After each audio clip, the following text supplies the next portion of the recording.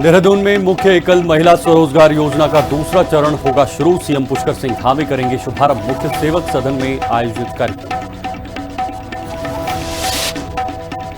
उत्तराखंड सरकार का पत्रकारों के हित में बड़ा फैसला। 9 दिवंगत पत्रकारों के परिजनों को 5-5 लाख सहायता और 3 वरिष्ठ पत्रकारों को हर महीने 8,000 पेंशन देने की मंजूरी। राहुल गांधी के धरने के विरोध में आज देहरादून में बीजेपी का हल्ला बोल। प्रदेश अध्यक्ष महेंद्र भट्ट के नेतृत्व में प्रदर्शन। कार्यकर्ता महानगर कार्यालय में एकत्र होकर करेंगे कांग्रेस मुख्यालय का घेराव। उत्तराखंड में बिगड़ा मौसम का मिजाज। देहरादून सहित 7 जिलों में भारी बारिश का ऑरेंज अलर्ट जारी। प्रशासन ने आम लोगों से अनावश्यक यात्रा से बचने की अपील। मसूरी देहरादून मार्ग पर पानी वाले बैंड के पास हुआ भारी भूस्खलन। मलबे और पेड़ों के गिरने से यातायात बंद। आवश्यक सेवाएं प्रभावित होने पर प्रशासन राहत कार्य में जुटा।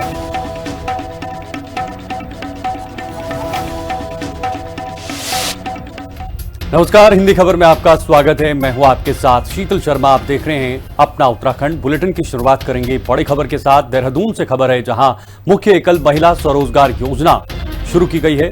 स्वरोजगार योजना का दूसरा चरण शुरू होगा और सीएम पुष्कर सिंह धामी दूसरे चरण का शुभारंभ करने वाले हैं। मुख्य सेवक सदन में आयोजित ये कार्यक्रम होने वाला है और सदन में सीएम धामी लाभार्थियों को सौगात देंगे और ये कई सारे लाभार्थियों को इस योजना के जरिए लाभ मिलने वाला है। देहरादून में आज मुख्यमंत्री एकल महिला स्वरोजगार योजना के दूसरे चरण का आगाज होने जा रहा है। मुख्यमंत्री पुष्कर सिंह धामी मुख्य सेवक सदन में आयोजित एक विशेष कार्यक्रम के दौरान इस नए चरण का भव्य शुभारंभ करेंगे।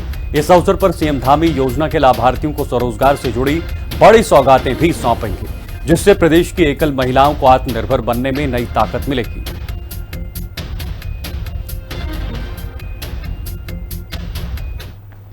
एक और बड़ी खबर, हरिद्वार में शंकराचार्य से मिले सीएम पुष्कर सिंह धामी। जगत गुरु आश्रम पहुंचकर सीएम ने उनका आशीर्वाद लिया। कनखल में स्वामी राजा राजेश्वर आश्रम ने मुख्यमंत्री मिले हैं।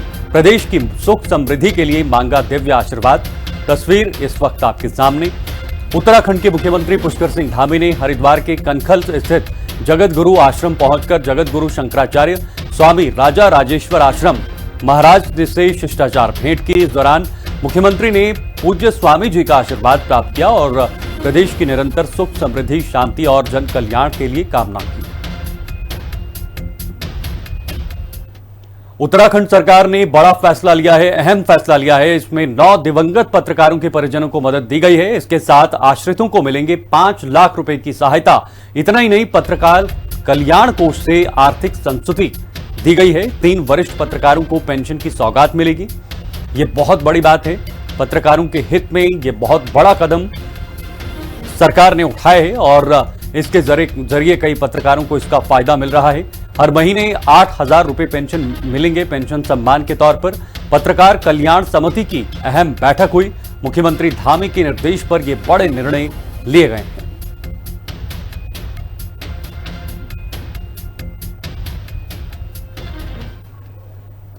एक और बड़ी खबर, अब देहरादून में कांग्रेस का घेराव जो है वो बीजेपी करने वाली है। राहुल गांधी के प्रदर्शन पर बवाल बढ़ गया है। इसी को लेकर देहरादून में भी अब बीजेपी जो है वो सड़कों पर नजर आएगी।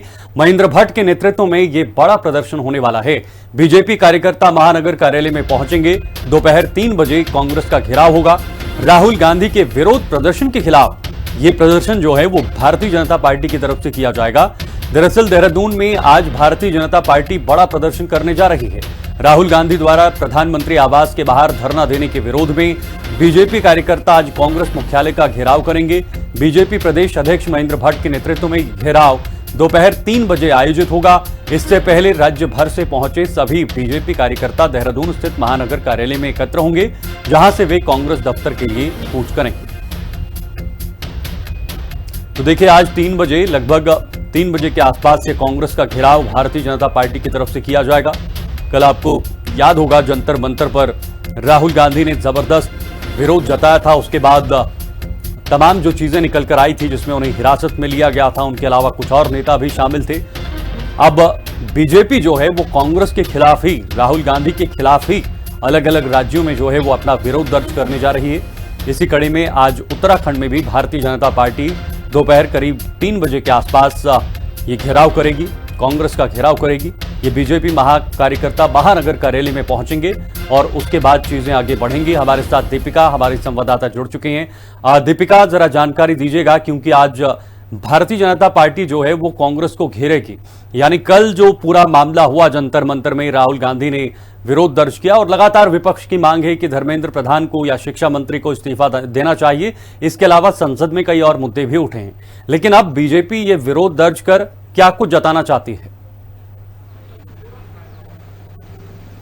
जी बिल्कुल, देखिए जिस तरीके से जंतर मंतर में जो हुआ और प्रधानमंत्री नरेंद्र मोदी के आवास के बाहर जिस तरीके से राहुल गांधी ने प्रदर्शन किया था, इसी को लेकर के राहुल गांधी के निर्देश पर एक और जहां कांग्रेस ने बीती रात देर रात भारी बारिश में राजभवन लोक भवन कूच किया और पुलिस ने उनको भारतीय बटला में बैरियर लगा के रोक लिया। तो इसी के साथ अब भाजपा ने भी ऐलान कर दिया है कि वो कांग्रेस मुख्यालय कूच करेंगे, क्योंकि उनका ये कहना है कि जिस तरीके से राहुल गांधी ने प्रधानमंत्री नरेंद्र मोदी के आवास के बाहर जो नौटंकी की है और साथ ही जिस तरीके से वो छात्र छात्राओं को बरगला रहे हैं, उन्हें भड़का रहे हैं और देश का जो माहौल है वो खराब करने की कोशिश कर रहे हैं, इसके विरोध में आज जो भाजपा है, यानी कि भाजपा के जो प्रदेश अध्यक्ष हैं महेंद्र भट्ट, उनके नेतृत्व में तमाम भाजपाई जो है वो आज महानगर जो कार्यालय है वहां जुटेंगे और वहां से पैदल मार्च करते हुए कांग्रेस मुख्यालय कूच करेंगे। ऐसे में तमाम पुलिस फोर्स जो है वो वहां पर तैनात कर दी गई है, क्योंकि कहीं न कहीं हमने देखा है जब इससे पहले भाजपा के कार्यकर्ताओं ने कांग्रेस कार्यालय कूच किया था तो दोनों के बीच हाथापाई हुई थी, दोनों पक्षों की ओर से डंडे और लाठी डंडे चले थे। तो ऐसे में सुरक्षा को देखते हुए वहां पर पुलिस तैनात की गई है। भाजपा का साफ तौर पर कहना है कि राहुल गांधी और समेत जो कांग्रेसी हैं वो देश का माहौल खराब कर रहे हैं, जो पढ़ने वाले बच्चे हैं उनका भविष्य खराब कर रहे हैं, उनको भड़का रहे हैं और इसी के चलते जो पूरा माहौल है ये खराब हुआ है। हालांकि नीट के जो बच्चे हैं जो तैयारी कर रहे हैं, इनका पेपर लीक हुआ है, वो अपने हक की लड़ाई लड़ रहे हैं, लेकिन साफ तौर पर भाजपा ये कह रही है कि जो कांग्रेस के युवराज हैं और कांग्रेसी हैं वो बच्चों को भड़का रहे हैं और जंतर मंतर में जो माहौल हुआ है वो कांग्रेस के भड़काने के कारण ही हुआ है और पूरे देश में माहौल जो है वो खराब कर रखा है। और इसी के विरोध में आज भाजपा जो है भारी संख्या में कांग्रेस मुख्यालय कूच करेगी। लेकिन दीपिका, सबसे बड़ा सवाल यह है कि आंदोलन शुरू कहां से हुआ, इसका मुख्य उद्देश्य क्या था और अब ये पूरी तरीके से राजनीतिक रंग में बदल गया है। अब कांग्रेस एक तरफ, आम आदमी पार्टी दूसरी तरफ, समाजवादी पार्टी और अब भारतीय जनता पार्टी भी तैयार हो रही है, क्योंकि अगले साल कई राज्यों में चुनाव होने हैं। क्या इसे इस नजरिए से देखना ठीक है या सरकारों को, विपक्ष को अपनी अपनी जिम्मेदारी समझनी चाहिए कि आखिर नीट में जो भी हुआ या जो भी चीजें हो रही हैं उस पर कम से कम सुधार किया जाए?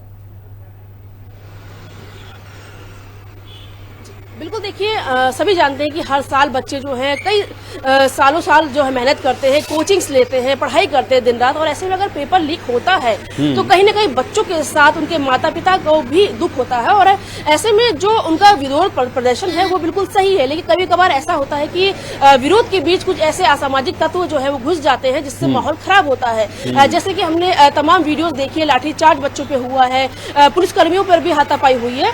तो कहीं ना कहीं जो मांग उनकी है कि शिक्षा माफ कीजिएगा, जो धर्मेंद्र प्रधान है शिक्षा मंत्री, वो कहीं ना कहीं इस्तीफा दे, मांग उनकी जायज है। लेकिन जिस तरीके से इसमें राजनीति हो रही है, क्योंकि इसे चुनाव से जोड़कर भी देखा जा रहा है, साफ तौर पर ये कह रहे हैं कि कहीं ना कहीं भाजपा का सुपड़ा साफ जो है वो तमाम पार्टियां करना चाहती है, चाहे बसपा हो, सपा हो या कांग्रेस हो, और वो बच्चों का सहारा लेकर आगे जो है चुनाव में जीतना चाहती है और इसीलिए वो बच्चों को बरगला रहे हैं, भड़का रहे हैं और बच्चे पिट रहे हैं। कहीं ना कहीं ये आरोप भाजपा का है और इसी के विरोध में भाजपा भी आज प्रदर्शन करने जा रही है। हालांकि मुझे ये लगता है कि जिस तरीके से पेपर लीक हुए हैं उसमें भाजपा को भी कहीं ना कहीं बच्चों का साथ देना चाहिए था, लेकिन जो क्योंकि मजबूरी है, सरकार केंद्र में भाजपा की है, उत्तराखंड में सरकार भाजपा की, तो मजबूरी बन जाती है कार्यकर्ताओं के लिए किसी तरीके से विरोध प्रदर्शन करना ही करना है। तो ऐसे में उन्होंने ये मन बनाया है कि कांग्रेस कार्यालय कुछ करना है, लेकिन मुझे ऐसा लगता है कि बच्चों को उनका साथ देना चाहिए था, क्योंकि बच्चे हमारे देश का भविष्य है और उनके साथ नाइंसाफी हुई है। तो ऐसे में तमाम जो पार्टियां, चाहे वो चुनाव को देखते ही क्यों ना ये प्रदर्शन कर रही हो, लेकिन मुझे लगता है बच्चों का साथ देना चाहिए।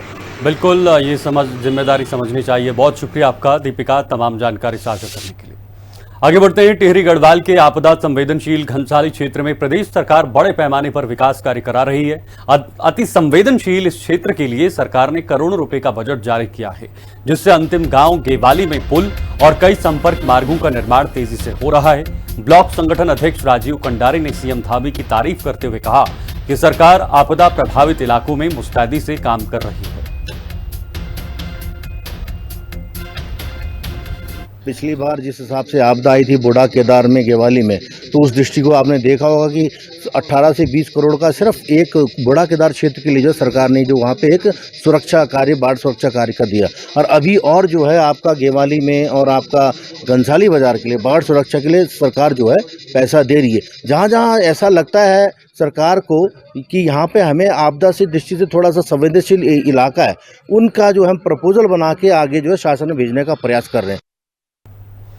बढ़ते आगे, ऋषिकेश को नशा मुक्त बनाने के लिए उत्तराखंड राज्य महिला आयोग और पुलिस ने बड़ी पहल की है। एम्स चौकी परिसर में महिलाओं की बैठक बुलाई गई, जिसमें शिवाजी नगर और आसपास के क्षेत्रों के लिए महिला मंगल दल का गठन किया गया। राज्य महिला आयोग के अध्यक्ष कुसुम कंडवाल और ऋषिकेश कोतवाल ने महिलाओं को नशा विरोधी अभियान से जुड़ने और पुलिस का सहयोग करने का भी संकल्प दिलाया।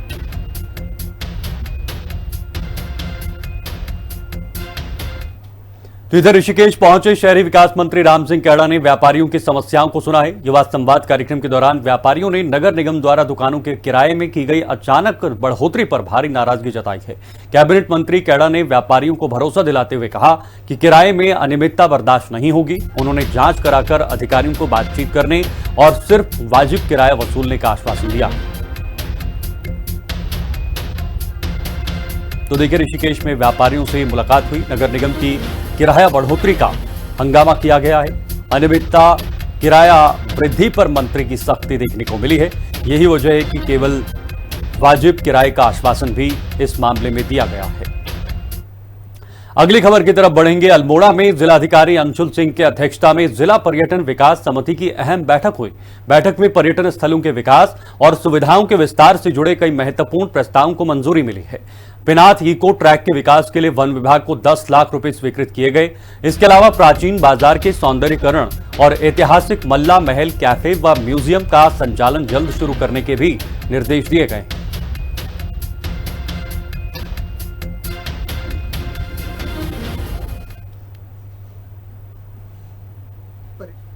डीसी की बैठक होती है वो करी गई। इसमें सबसे ज़्यादा इम्पोर्टेंट था हमारे मल्ला महल को कैसे संचालन हो उसको अच्छे तरीके से करा जाए। उस पर काफ़ी विषयों पे बात हुई कि वहाँ मैन पावर हमें बढ़ानी पड़ेगी। हमारे म्यूज़ियम में हमें कुछ एक फीस रखनी पड़ेगी जो उसको हमें चालू करना है। तो एक तो ये विषय रहा। कुछ हमारे पब्लिक टॉयलेट्स थे, उनको हमने करीब 2 पब्लिक टॉयलेट्स चिन्हित करके उसमें 5-5 लाख रुपये दिए हैं। इसके साथ साथ मल्ला महल की जो एंट्रेंस है वहाँ की लाइटिंग के लिए हम लोगों ने काम करा है। साथ ही साथ 10 लाख रुपए हमने इको ट्रैक डेवलप करने के लिए कोसानी वाले क्षेत्र जो हमारा लगा हुआ है अल्मोड़ा से, जहाँ ट्रैकिंग होती है, उधर के लिए दिया गया है। तो फॉरेस्ट डिपार्टमेंट उसको डेवलप कर रहा है। और हमारी 2 प्रॉपर्टीज़ थी, उनका टेंडर हो चुका है, अनुमान बनने की कार्रवाई में है। तो उससे भी हमें रेवेन्यू आएगा, जिससे हम फिर आगे टूरिज्म एक्टिविटी को बढ़ावा दे सकते हैं। उत्तराखंड के 7 जिलों में बारिश का ऑरेंज अलर्ट जारी किया गया है। मौसम से जुड़ी ये बड़ी अपडेट है। देहरादून समेत कई जिलों में भारी बारिश का अलर्ट जारी किया गया है।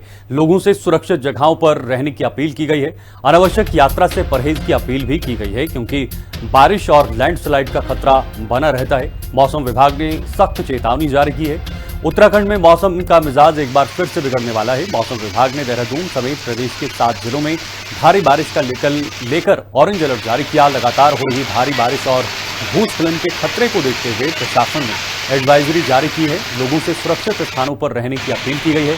साथ ही जब तक बहुत जरूरी ना हो, अनावश्यक यात्रा से बचने की सलाह दी गई है।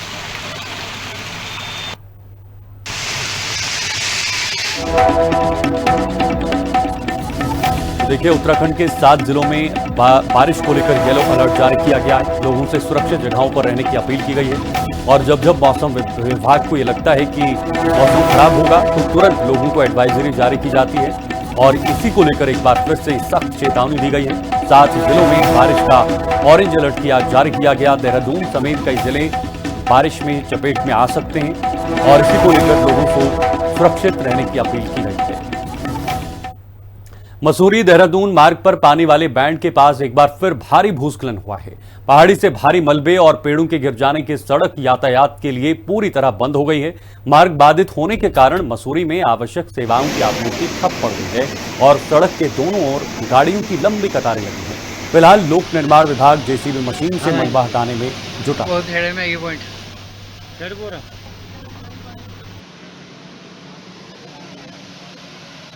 पानी बैठा आप लोग देना है। में भूस्खलन हुआ है, रास्ता फिर से बंद हो गया और फिलहाल वहां पर कुछ मशीनें लगाई गई हैं। जेसीबी के जरिए इस रास्ते को खोलने का काम किया जा रहा है, लेकिन देखना होगा कब तक इसको वहां पर सुचारू रूप से खोल दिया जाएगा। देखिए, फिलहाल मौसम से ही जुड़ी एक और बड़ी खबर। उत्तरकाशी में लगातार बारिश से मार्ग जो है वो बाधित हो गया है। गंगोत्री हाईवे पर मलबा आने से रुकावट देखने को मिली है। मशीनों से मार्ग खोलने का काम जो है वो जारी है। यमुनोत्री मार्ग पर सुचारू हुआ यातायात संचालन। उत्तरकाशी में लगातार बारिश से जनजीवन और सड़क मार्ग प्रभावित हुए हैं। मलबे के कारण गंगोत्री राष्ट्रीय राजमार्ग नेताला और चड़ेथी के पास बाधित हो गया है, जिसे खोलने का काम युद्ध स्तर पर जारी है। इसके अलावा नेशनल हाईवे 507 भी चामी के पास अवरुद्ध है। हालांकि धरासू, बड़कोट और जानकी चट्टी मार्ग पर यातायात सुचारू कर दिया गया है। प्रशासन के अनुसार स्थिति फिलहाल सामान्य और नियंत्रण में है, लेकिन नजर जो है वो प्रशासन की बनी हुई है। आप देख सकते हैं किस तरह से सड़कों में रिसाव हो रहा है, लैंडस्लाइडिंग हो रही है, जगह जगह पर मशीनों को तैनात किया गया है। लेकिन उसके बाद भी इस मौसम में लोगों को सतर्क रहने की अपील की गई है और कहा गया है कि अनावश्यक रूप से ऐसे मौसम में यात्राएं न करें। जरूरी है तो तभी आप यात्रा करें।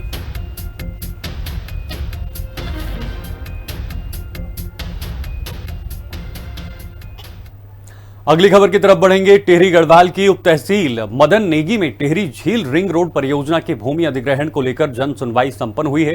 अपर जिलाधिकारी शैलेंद्र सिंह नेगी की अध्यक्षता में हुई इस बैठक में 9 गांवों के प्रभावित काश्तकारों की आपत्तियां और सुझाव सुने गए।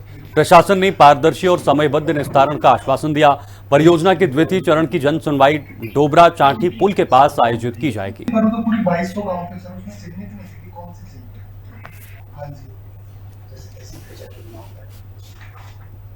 टिहरी झील रिंग रोड परियोजना है, जिसमें कि 18 गांव आ रहे हैं।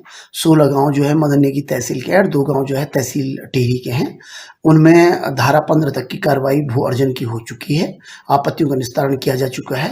अब हमने जो है पुनर्वास एवं पुनर्व्यवस्थापन की योजना है, R&R प्लान, उसको तैयार करने के लिए आज लोक सुनवाई की है। हमारा स्पष्ट हुआ है कि हम जो है आने वाले 15 दिन के अंदर इस योजना को तैयार करके कलेक्टर महोदय और पुनर्वास आयुक्त महोदय को अनुमोदन के लिए भेजेंगे।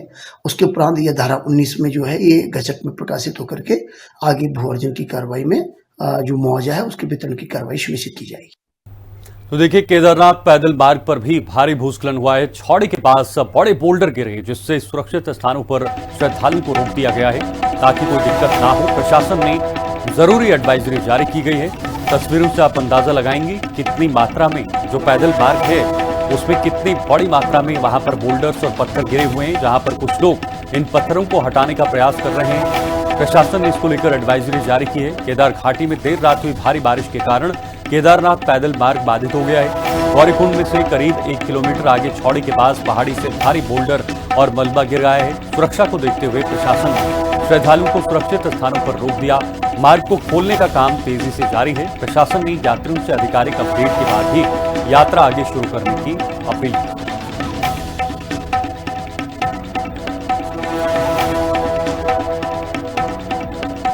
तो देखिए, केदारनाथ पैदल मार्ग पर भारी भूस्खलन हुआ है। ये छौड़ी का इलाका जहां पर बड़े बड़े बोल्डर गिरे और पहले ही यात्रा जो रास्ता है वो इतना खराब है, आप खुद देख सकते हैं कितना कम रास्ता है। उसके बावजूद अगर वहां पर इस तरह की समस्या बने तो ये कितना खतरनाक हो सकता है।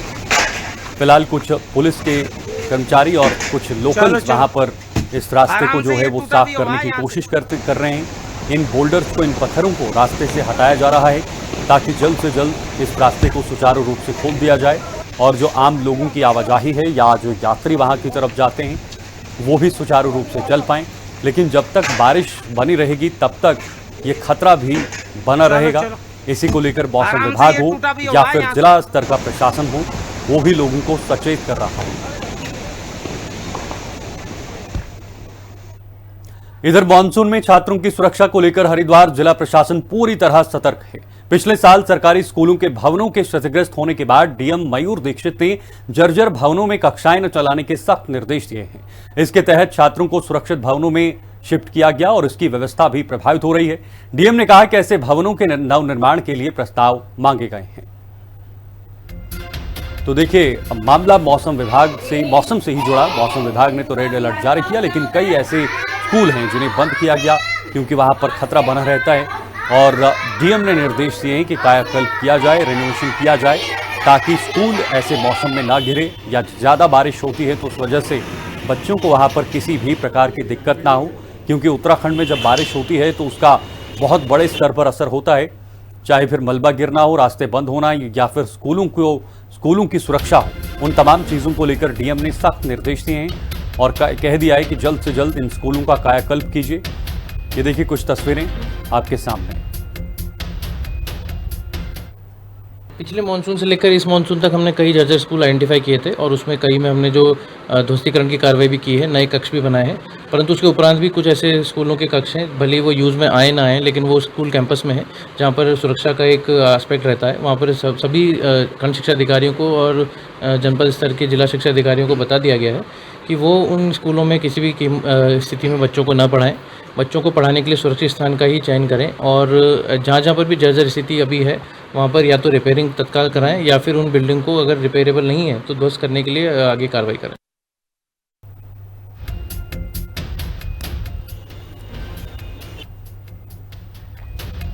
तो देखिए डीएम ने अपनी बात रखी और कहा कि बहुत जल्द इन स्कूलों को रेनोवेट किया जाएगा, स्कूलों को कायाकल्प किया जाएगा, ताकि वहाँ पर बारिश की वजह से इन स्कूलों को गिरने का खतरा ना हो, छत गिरने का खतरा ना हो, या जो कई बार पानी स्कूलों के अंदर आ जाता है वो ना रहे।